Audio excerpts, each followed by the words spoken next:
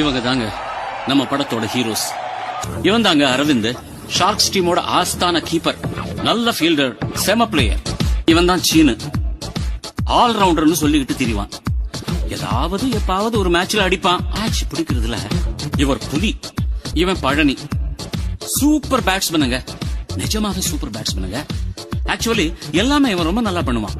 Mister Ezhumalai, இவன் செம காட்டான், செமையா சுத்துவான்.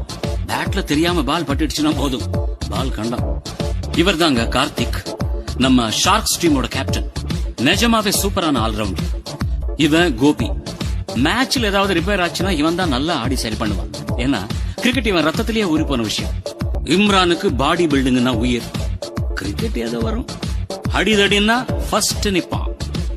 ஷண்முகம் ப்ரொஃபஷனலா ஆடுவான், ஷார்க்ஸ் டீமோட ஓபனிங் பேட்ஸ்மேன்.